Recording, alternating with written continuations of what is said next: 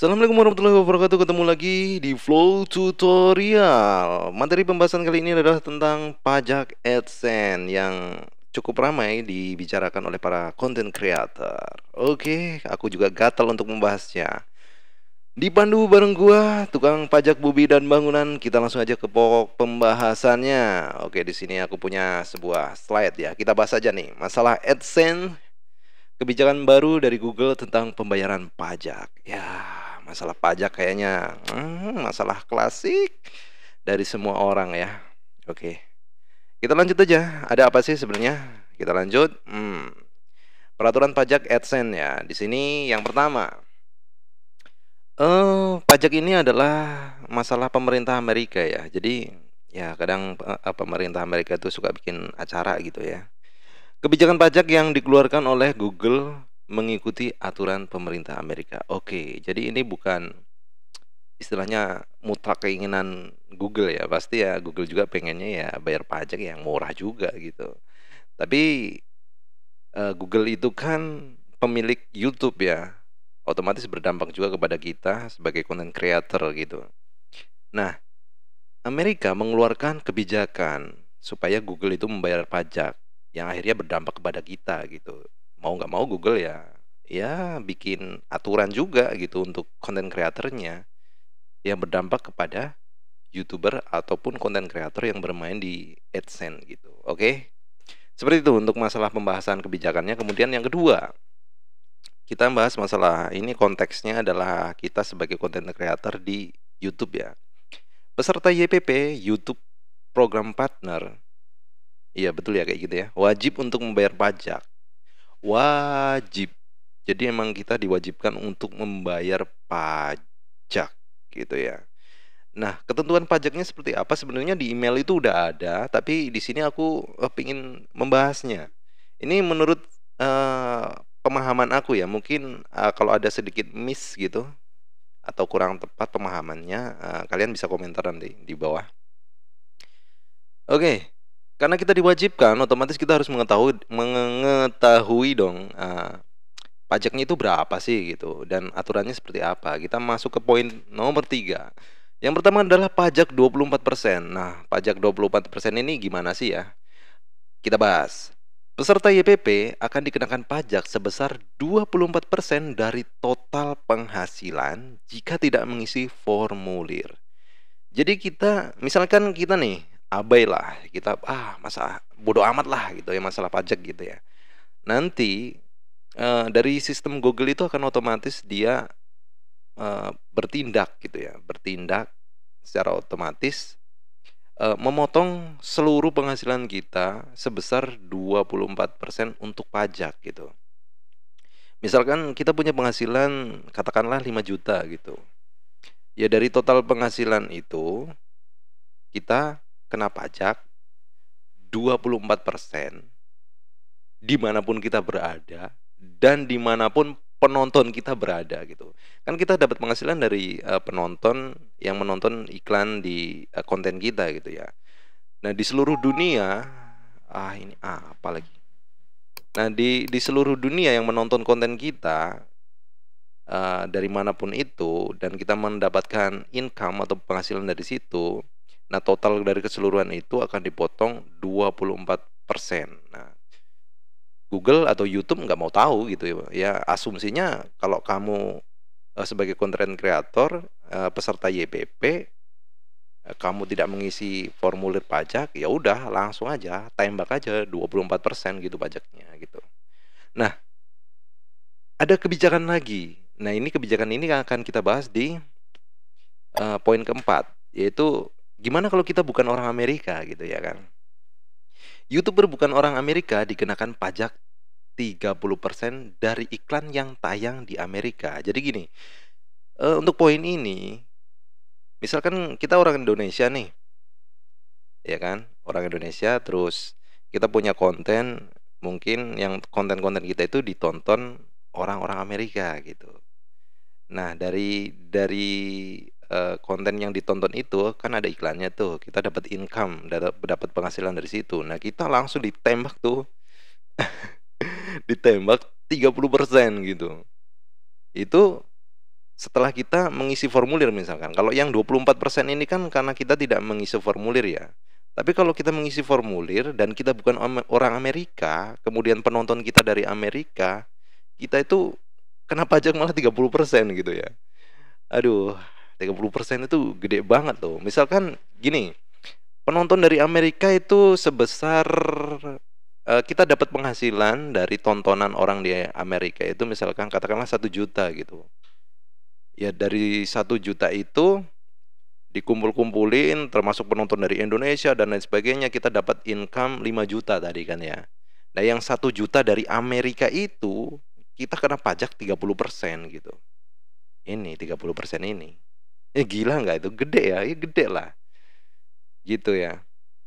Nah, gimana cara menurunkan supaya kita nggak kena 30%? Padahal kita bukan orang Amerika nih. Ya kita harus istilahnya mengisi formulir tapi menggunakan NPWP gitu ya. Nah ini kita bahas lagi ke poin nomor 5. Ini kan kita mengisi formulir nih. Nah caranya, nah kan kita bukan orang Amerika ya. Nah nanti ketika mengisi formulir ini tujuannya adalah untuk memberitahu si Google atau YouTube bahwa kita bukan orang Amerika. Kita mengisi formulir pajak agar pihak Google mengetahui bahwa kita bukan orang Amerika supaya nanti kita bisa ngeklaim NPWP gitu. Gunakan NPWP untuk klaim bahwa kita juga membayar pajak penghasilan di negara sendiri supaya dikenakan pajak 10% oleh pihak Google gitu. Jadi gini asumsinya. Kan kalau kita punya NPWP ya, otomatis kita kan membayar pajak NPWP itu ya, pajak penghasilan ke negara kita sendiri. Dalam konteks ini adalah kita orang Indonesia, berarti kalau kita punya NPWP ya kita membayar pajak ke negara kita Indonesia gitu. Nah dengan mengajukan biar kita nggak double-double loh, kita udah bayar pajak ke misalkan ke siapa YouTube, ke Google itu 30%, kita juga kan punya NPWP nih, kita juga bayar pajak penghasilan ke Indonesia. Nah nanti kita kena double-double dong. Nah supaya kita nggak kena double berkali-kali lipat gitu, ya kita bisa ngeklaim dengan menggunakan NPWP. Ini untuk yang punya NPWP ya. Nah supaya nanti kita oleh pihak Google itu dikenakan cuma 10% pajaknya gitu. Lumayan kecil kan? Iya, kalau kita punya NPWP. Karena kita udah membayar pajak di negara kita, makanya di sini ada kebijakan bahwa kalau kita mengklaim menggunakan NPWP itu oleh pihak Google cuma dikenakan pajak 10% gitu. Pajaknya lumayan kecil gitu ya. Oke, mungkin penjelasanku agak sedikit ribet dan agak blunder atau muter-muter gitu ya. Ya, mohon maaf lah, ini keterbatasan aku untuk menjelaskan gitu. Untuk sampai sini mudah-mudahan bisa dipahami ya. Jadi kita langsung masuk ke ini, ringkasannya aja, ringkasan untuk pajak AdSense. Oke, yang pertama adalah pajak 24%. Pada intinya, kita kena pajak 24% dari total pendapatan kalau tidak mengisi formulir pajak. Kita orangnya masa bodoh amat gitu, terserah YouTube gitu. Itu kita dikenakan pajak 24% dari seluruh penonton yang ada dari seluruh pendapatan yang didapat dari seluruh dunia gitu. Dari penonton seluruh dunia gitu. Kita dapat pajak 24%. Kemudian untuk yang pajak 30%, kita kena pajak 30% kalau mengisi formulir tanpa NPWP, khusus iklan yang tayang atau ditonton oleh penonton Amerika. Gitu ya. Jadi kalau ditonton orang Amerika, kita dapat income dari sana, dari penonton orang Amerika, maka kita punya kewajiban bayar pajak 30% ke Google yang ujung-ujungnya nanti masuk ke Amerika juga gitu. Itu kalau tanpa NPWP. Nah, untuk memperkecil supaya kita cuma kena pajak 10%, ini ya, kalau peserta YPP hanya kena pajak 10% kalau mengisi formulir dengan NPWP dari iklan yang tayang dan ditonton oleh penonton Amerika. Seperti itu. Penjelasannya seperti itu. Jadi kalau kita punya NPWP ya lumayan lah, kita punya kena beban pajak itu cuma 10% aja gitu. Nah, kemungkinan kalau teman-teman istilahnya nggak punya NPWP gitu ya. Ya mau nggak mau kita kena pajak 30% dari penonton Amerika gitu. Tapi berhubung konten kita kan biasanya cuma ya cenderung di Asia Tenggara lah ya. Paling mentok itu kemana sih? Ke Jepang, paling Korea gitu ya. Kalau ke Amerika sih mungkin jarang-jarang mungkin gitu ya. Ya, daripada kita kena 24% tapi dari seluruh penonton yang ada di dunia, ya mending kita cuma daftarin aja. Kita cuma kena pajak 30% dari penonton Amerika gitu ya. Tapi kan kemungkinan kita nggak ditonton orang Amerika itu kontennya gitu, apalagi konten-kontenku gitu ya. Begitu teman-teman. Jadi ya kita daftarin aja gitu. Daripada ditembak rata nih 24% kan lumayan tuh. Mending kita daftarin aja gitu.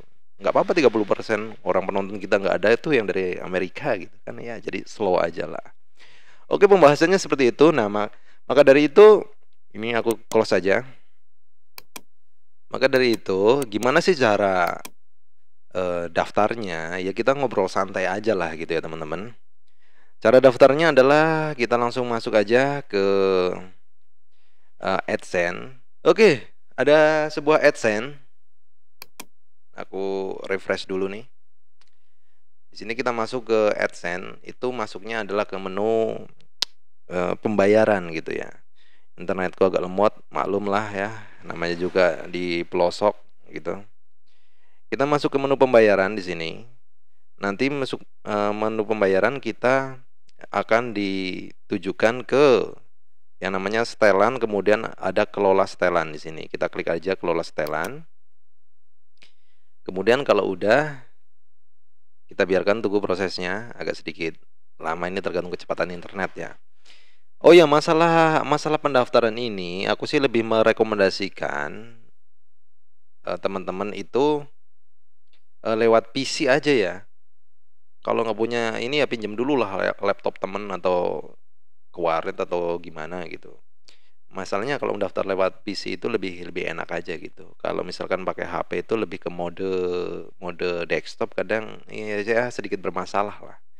Oke, kita lihat di bagian bawah. Mana tadi? Bagian bawah. Di sini ada yang namanya info pajak Amerika Serikat. Nih, kita klik di bagian ini. Muncul terus kemudian kelola info pajak, oke? Nah, kalau udah di sini ada nih tambah info pajak, oke? Kita disuruh login lagi untuk verifikasi. Di sini tinggal masukkan aja kata sandinya gitu. Untuk verifikasi ya, kita tunggu prosesnya. Oke, kalau sudah. Nah, di sini muncul nih info pajak Amerika Serikat. Apa jenis akun Anda gitu ya. Di sini aku perorangan gitu ya. Oke, klik aja perorangan, kemudian klik berikutnya. Nah, muncul lagi di bagian bawah itu, apakah Anda warga negara atau penduduk Amerika Serikat? Ya, tentunya tidak. Kita orang Indonesia ya, tidak. Terus masuk ke berikutnya. Nah, di sini ada yang namanya jenis formulirnya gitu ya. Formulir ini kalau yang pertama ini W8BEN ini, formulir ini paling sering digunakan oleh individu non AS. Nah, kata kuncinya di situ, individu non AS. Dan juga akan digunakan untuk mengklaim manfaat perjanjian pajak. Maka kita pakai yang ini nih, yang paling atas gitu. Kemudian kalau udah kita mulai formulir 8BEN. Oke, kita tunggu prosesnya. Tunggu prosesnya gitu ya. Ini kayaknya aku sambil ini deh. Bakar dulu nih, bakar dulu biar nggak sepanang. Bentar.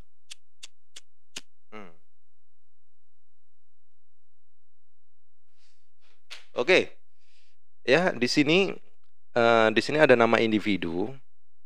Nama individu silakan diisi, biasanya otomatis. Terus yang nama DBA, berbisnis sebagai atau entitas, ini abaikan aja. Kalau misalkan kita punya bisnis di Amerika gitu, kebetulan kita nggak punya ya udah abaikan saja. Kemudian di sini nama pengguna, negara pengguna ya tentunya kita pilih Indonesia. Komputer ini kayaknya perlu dioperasi nih. Indonesia, mana Indonesia? Indonesia. Oke.